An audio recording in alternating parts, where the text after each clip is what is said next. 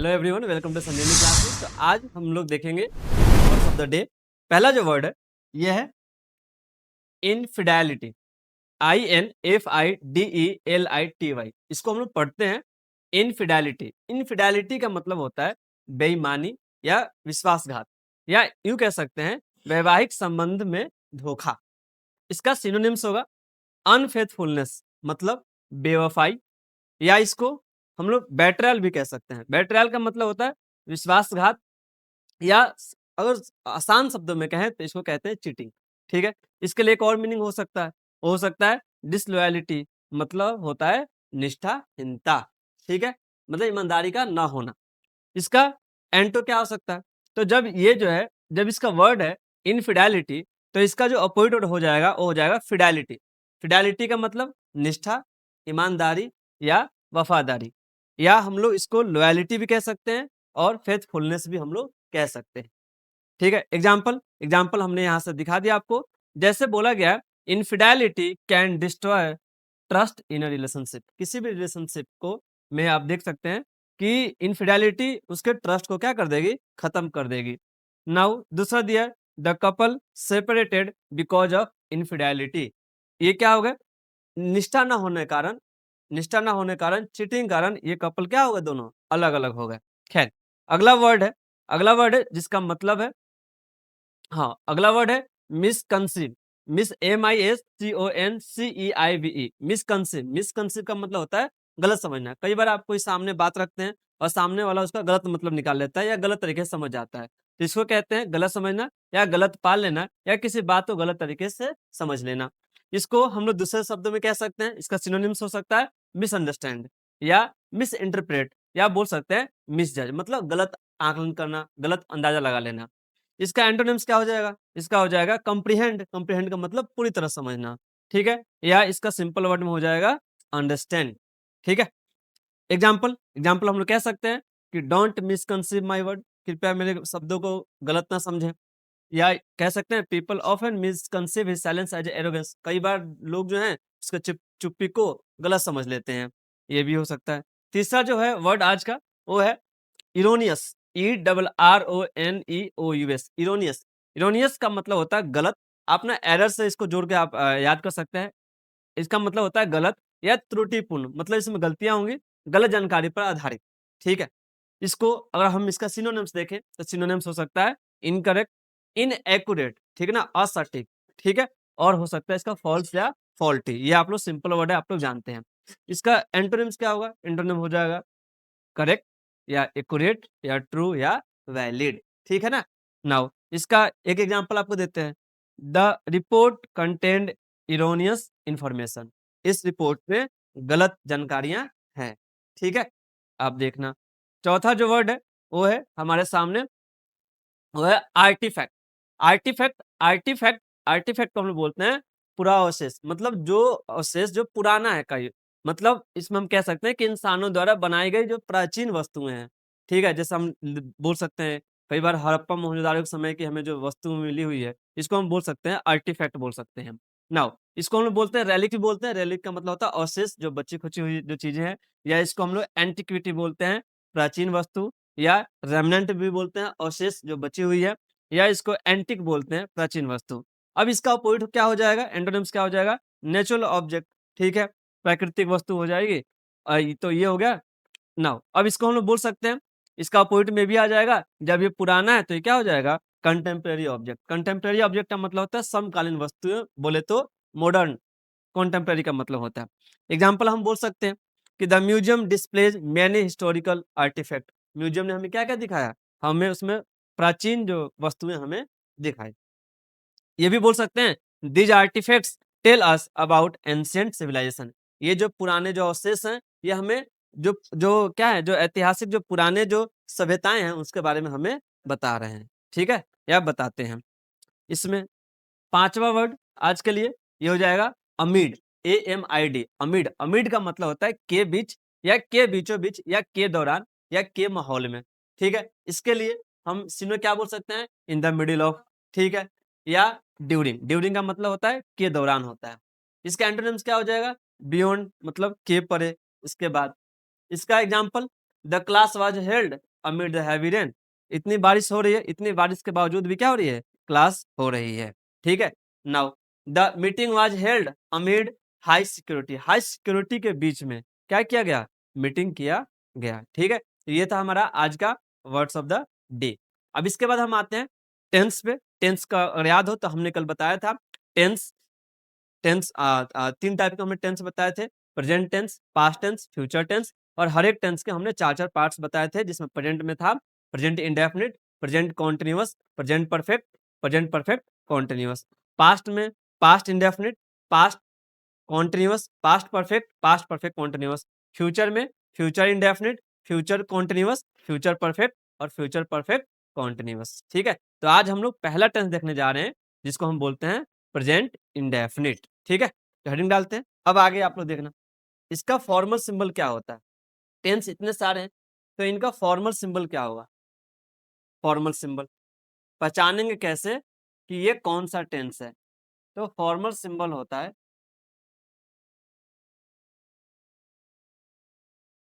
जिस हिंदी वाक्य के आखिरी में या अंत में क्या आता है, ता है, ती है, ते है या ता हूं। ठीक है, जिस हिंदी वाक्य के अंत में ता है, ती है, ता है, सी है, ते है, ताहू आता है, वो क्या होता है, वो हमारा प्रेजेंट इंडेफिनिट टेंस का सेंटेंस होता है। ठीक है, अब आप समझो इसका जो है स्ट्रक्चर क्या होता है। इसका स्ट्रक्चर स्ट्रक्चर हमें ध्यान में रखना बहुत ज्यादा जरूरी है। स्ट्रक्चर इसका होता है सब्जेक्ट प्लस वर्ब का फर्स्ट फॉर्म या वर्ब का फिफ्थ फॉर्म और आ जाता है ऑब्जेक्ट। ठीक है, ये हमारे स्ट्रक्चर होते हैं प्रेजेंट इंडेफिनिट के, सब्जेक्ट प्लस V1 या V5 प्लस ऑब्जेक्ट। ठीक है, अब इसमें हम लोग एक चीज देखते हैं कि इस टेंस का यूज कहाँ पे होता है। ठीक है, यूज ऑफ प्रेजेंट इंडेफिनिट हम लोग कहाँ कहाँ पे करते हैं यूज। तो पहला जो यूज हम करते हैं इसको हम वो करते हैं डेली हैबिट के लिए। कहाँ पे करते हैं, डेली हैबिट के लिए। ठीक है, कोई डेली रूटीन हो गया, ठीक है, या कोई हैबिट हो गया यहाँ पे। दूसरा कोई यूनिवर्सल ट्रूथ है। ठीक है, यूनिवर्सल ट्रूथ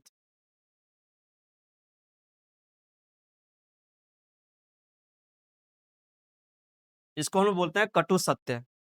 ठीक है, जैसे दो और दो कितना होता है, 4 होता है, दो दुधला होता है, मालूम है। पानी जो है 100 डिग्री सेल्सियस पे क्या होता है, गर्म होता है।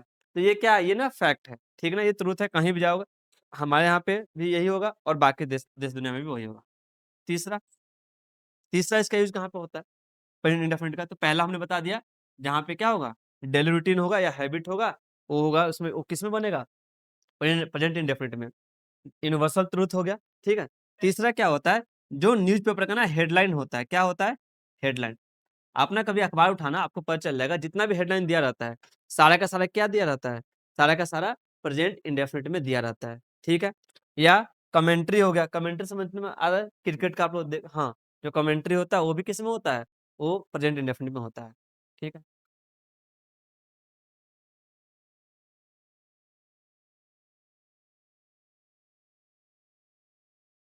ठीक है, ये खास करके जो 3 चीजें हैं, ये इसमें जो होता है, हम लोग किस किस कौन सा टेंस का इस्तेमाल करते हैं, वो करते हैं सिंपल प्रेजेंट टेंस का करते हैं। ठीक है, अच्छा, कल अगर याद हो तो हमने एक सवाल पूछा था आप लोगों से पिछले क्लास में कि प्रेजेंट इंडेफिनिट में जो है ये शब्द इंडेफिनिट का मतलब क्या है, ये इंडेफिनिट क्यों आया है, क्यों आया है। हमने बोला था, होमवर्क था कि आपको बताना है कि इसमें इंडेफिनिट क्यों लगा हुआ है। ठीक है, नहीं पता, देखो जी, क्या होता है कि इसमें जो है ना, इसमें जो है समय का हमें फिक्स, ये इसमें इसका प्रेजेंट इंडेफिनिट का नाम इंडेफिनिट इसलिए पड़ा हुआ है क्योंकि इसमें समय जो है डेफिनिट नहीं रहता, हम पता नहीं कर सकते हैं। जैसे मैं बोलूँ कि वह स्कूल जाता है, ठीक है? तो इसमें आप बताओ किस टाइम जाता है? इसमें कोई समय जो है फिक्स है, डेफिनिट है कि कितने बजे जाता है, ठीक है? मैं बोलता हूँ कि मैं सुबह में उठता हूँ, ताहे तैयार है, मालूम है, ठीक है? मैं बोलता हूँ कि भाई वह झूठ बोलता है, ठीक है? तो इसका कोई फिक्स टाइम है? नहीं है। तो जो टाइम जब किस सेंटेंस में जब टाइम क्या होता है? वो प्रेज़ेंट समय में जब टाइम इंडेफिनिट होता है ना?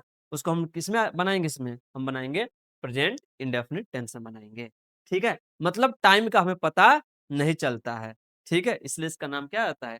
इंडेफिनिट आता है, ठीक है? अब देखिए, इसके लिए एक आपको एक और चीज़ बता रहे हैं, समझना, चाहे यहीं पे आप लोग देख लो।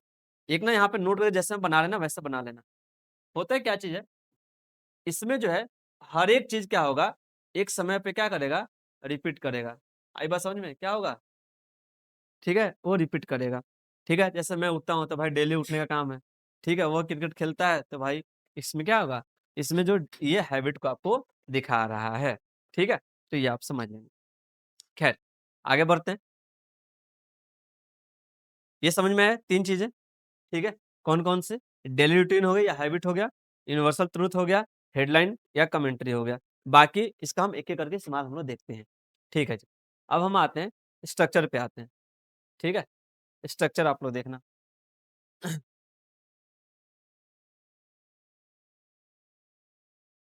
स्ट्रक्चर क्या था? सब्जेक्ट प्लस V1 या V5 प्लस ऑब्जेक्ट, यही था? चलो जी। अब ना हम जिससे पूछेंगे वो बच्चा बताएगा। क्या बताओ सब्जेक्ट का मतलब समझ समझ में आता है क्या होता है? सब्जेक्ट का मतलब होता है कर्ता, कर्ता बोले तो डूअर, जो क्या होगा? जो काम को करने वाला होगा। वर्ब मतलब आपको मालूम है क्रिया, और ऑब्जेक्ट मालूम है जिसके ऊपर काम होता है, उसको हम बोलते हैं ऑब्जेक्ट बोलते हैं। ठीक है। अच्छा ये बताओ, किसी सेंटेंस में किसी सेंटेंस में यदि हमें ऑब्जेक्ट पता करना है, तो कैसे पता करेंगे? कैसे पता चलेगा हाँ, ये ऑब्जेक्ट है? कोई इसके लिए क्लू, कोई आइडिया? जैसे मैंने बोला कि मैं अंग्रेजी पढ़ाता हूँ, तो इसमें ऑब्जेक्ट क्या है? अंग्रेजी हो गया, ठीक है? मैं तो भाई पढ़ाने वाला हो गया, तो मैं तो सब्जेक्ट हो गया। पढ़ाना क्या होगा? क्रिया हो गया। ठीक है, ठीक है। तो आप ना यहाँ से लिख लेना, क्या चीज़? कि हमें ऑब्जेक्ट पता करना है किसी भी सेंटेंस का, तो आप उसमें क्या कीजिए? वर्ब में ना व्हाट लगा के प्रश्न कीजिए। क्या कीजिए? जो वर्ब होता है ना वर्ब, जैसे मैं बोलूँ, ध्यान रखना कि मैं अंग्रेजी पढ़ाता हूँ, तो पढ़ाता में लिखो क्या पढ़ाता हूँ? क्या पढ़ाता हूँ? अंग्रेजी। तो उसका जो आंसर आ जाएगा वही क्या हो जाएगा? वही ऑब्जेक्ट हो जाएगा। बहुत अच्छे, ठीक है? तो वही हमारा हो जाएगा, ऑब्जेक्ट हो जाएगा, ठीक है? तो ये हमने आपको बता दिया, इसका जो आंसर होगा, ठीक है? इसका जो क्या होगा? आंसर होगा, वही हमारा ऑब्जेक्ट होगा, ठीक है? अब बताओ सब्जेक्ट। अब आप बताओ कि सब्जेक्ट कैसे पता करेंगे? तब देखो जी, जिस तरह आपने उधर वर्ड लाके प्रश्न किया, वैसे में, ठीक है? वैसे में क्या करना है, वर्ब के साथ ना हू ला के प्रश्न करना है, ठीक है ना? हू, ठीक है ना? आई बात समझ में? जैसे मैं अंग्रेजी पढ़ाता हूँ, तो कौन पढ़ाता है? मैं पढ़ाता हूँ। तो जो आंसर आ जाएगा वो क्या हो जाएगा? वो हो जाएगा सब्जेक्ट, ठीक है ना? ठीक है? चाहे यही हो जाएगा, तो आप यहाँ से देख लेना। तो इसके बाद जो आंसर आएगा, जो भी आंसर आएगा,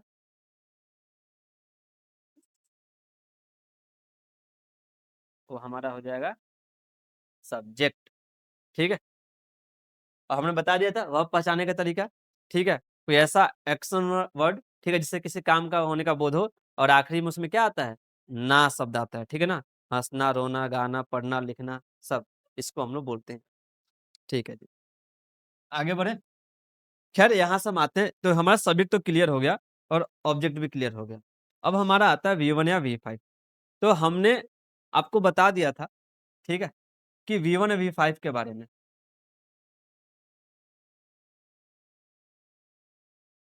तो ये हो गया V1 और ये हो गया V5। तो आपको पता है V1 तो पता है कि जो क्या होता है, जो भी हमारा ओरिजिनल जो मीनिंग होता है, ठीक है, हमारा जो भी क्या हो गया, जो ओरिजिनल मीनिंग हो गया, जो ओरिजिनल जो मीनिंग हो गया, ये हमारा क्या होता है, ये हमारा होता है V1। और V5 क्या होता है, जब जब V1 में क्या लग जाए, S या ES लग जाए, तब हम उसको बोलते हैं V5। ठीक है, अब आता है कि V5 का इस्तेमाल कहाँ होगा। ठीक है, क्योंकि कंफ्यूजन तो होगा, सब्जेक्ट प्लस V1 या V5 प्लस क्या है, ऑब्जेक्ट है, तो कहाँ पे V1 लगाएंगे और कहाँ पे V5 लगाएंगे। ठीक है, एक एग्जांपल आपके सामने देते हैं, अगर आप लोग देख पा रहे हैं, देखो। ठीक है, इसका ना पेज अलग ले लेते हैं ताकि बच्चों को लिखने में सहूलियत हो।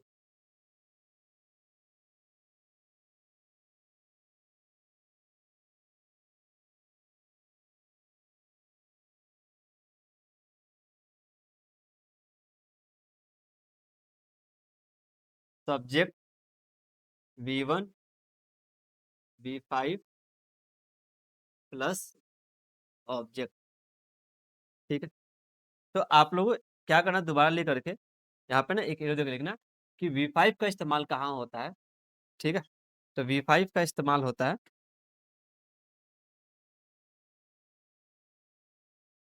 Third person plus singular number के साथ। किसके साथ, थर्ड पर्सन सिंगुलर नंबर के साथ। तो सवाल है कि थर्ड पर्सन क्या होता है, तो इसके लिए हम पर्सन पढ़ेंगे पहले। तो मालूम है पर्सन कितने होते हैं, 3 होते हैं। फर्स्ट पर्सन होता है, सेकंड पर्सन होता है, और थर्ड पर्सन होता है। तो फर्स्ट पर्सन में आई और वी आते हैं, सेकंड पर्सन में यू आता है, और थर्ड पर्सन में ही शी इट दे यस कोई नाम आता है। ठीक है, ठीक है, तो हम बताएंगे। तो अगर फिलहाल याद करने के लिए अभी हम ना आपको पर्सन का टेबल बनाएंगे, लेकिन फिलहाल अगर किसी बच्चे को अगर याद करना है, ठीक है, सिंपल नॉर्मली कि भाई इसमें क्या क्या वर्ड आ सकते हैं, तो आप वहां पे साफ साफ लिख सकते हो। जैसे आ जाएगा ही मतलब वह होता है किसके लिए, मेल के लिए। उसके बाद आ जाएगा शी, ठीक है, वह फीमेल के लिए, महिला के लिए। ही शी इट, इट मतलब यह होता है, नॉन लिविंग के लिए होता है। ठीक है, और या कोई सिंगल नेम भी आ सकता है। ठीक है, कोई सिंगल नेम आ सकता है। ठीक है, सिंगल नेम में आप कोई भी सिंपल सा नाम ले लो। ठीक है, जैसे आप ही ले लो, जैसे क्या हो गया, रमेश हो गया, सिंगल नेम कोई भी आएगा। ठीक है, कोई भी नाम आ जाएगा, जैसे आ गया रानी आ गया। ठीक है, तो ये सिंगल नेम आना चाहिए। अगर डबल नेम होगा तो याद रखना थर्ड पर्सन प्लूरल नंबर हो जाएगा, तो उसके साथ नहीं लगेगा।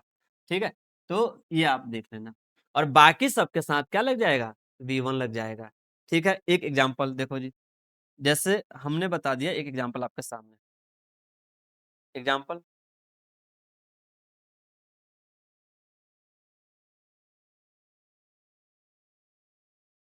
मैंने बोला, देखो जी, मैंने बोला मैं अंग्रेजी पढ़ाता, आएगा समझ में। देखो बारी बारी से ना हम यहाँ से करते हुए जा रहे हैं, समझो। तो सबसे पहली बात, आप बताओ इसमें सब्जेक्ट क्या है, मैं। कैसे हमने बोला कि भाई पढ़ाना है ना, कौन पढ़ाता है, मैं। तो मैं क्या हो गया, सब्जेक्ट हो गया। ठीक है, अच्छा क्या पढ़ाता हूँ, अंग्रेजी, तो ये क्या हो गया, ऑब्जेक्ट हो गया। और ये क्या हो गया, वर्ब हो गया। स्ट्रक्चर हमने बताया था, सबसे पहले क्या आएगा, सब्जेक्ट। तो सब्जेक्ट इसमें क्या हो जाएगा, मैं, तो आई हो जाएगा। और पढ़ाना क्या होता है, उसका वर्ब आएगा। तो पढ़ाना क्या होता है, टीच, टीच। ठीक है, और क्या पढ़ाता हूँ उसके बाद ऑब्जेक्ट आ जाएगा, तो ये आ जाएगा इंग्लिश। ठीक है जी, आई टीच इंग्लिश। अब बताओ ये कौन सा फॉर्म है, V1 या V5, V1 है। आई बात समझ में, ये है V1। अच्छा V1 क्यों लगा, क्योंकि देखो ये पहली बात, आई क्या है, आई सिंगुलर तो है, कोई दिक्कत नहीं है, लेकिन कंडीशन क्या होना चाहिए, थर्ड पर्सन का होना चाहिए। जबकि आई किस पर्सन में आता है, फर्स्ट पर्सन में आता है। ठीक है, अभी एक टेबल बनवाएंगे, आपको पूरा क्लियर हो जाएगा। ठीक है, अगला एक सेंटेंस, उसके बाद हम लोग यहीं पे रुकते हैं।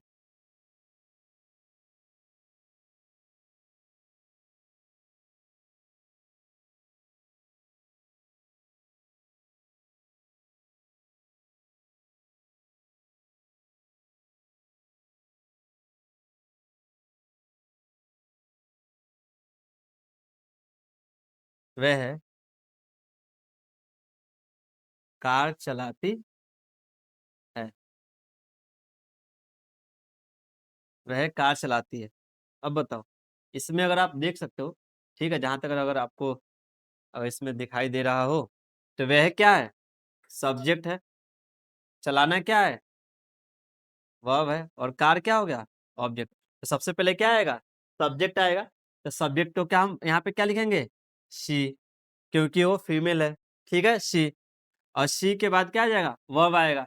तो कार चलाना क्या होता है? ड्राइव होता है। ठीक है, तो हमने यहाँ पे लिख दिया ड्राइव। ठीक है, और क्या चलाती है? कार। नाउन के पहले हमेशा आर्टिकल लगता है। ठीक है, तो यहाँ पे हो जाएगा अ कार। ठीक है, अब बताओ यहाँ पे ड्राइव जो है, ये कौन सा ये है? V1 है कि V2 है? V1 है कि V5 है? V1 है। आप बताओ, लेकिन आप बताओ, शी बताओ, पहले बताओ कौन सा पर्सन है? Third person. सिंगुलर की प्लूरल है? सिंगुलर। तब यहाँ पे बताओ V1 आएगा कि V5 आएगा? V5, इसलिए यहाँ पे हम क्या लगा देंगे? एस लगा देंगे। तो शी ड्राइव्स अ कार। ठीक है, तो ये हो गया V1। और ये अब समझ में आ गया, यहाँ पे V1, यहाँ पे V5। ठीक है, तो अगले क्लास में हम लोग इसका करेंगे टेबल, पर्सन का और नंबर का भी। ठीक है, उसके साथ हिंदी भी करेंगे। तो आज क्लास हमारी यहीं पे समाप्त होती है।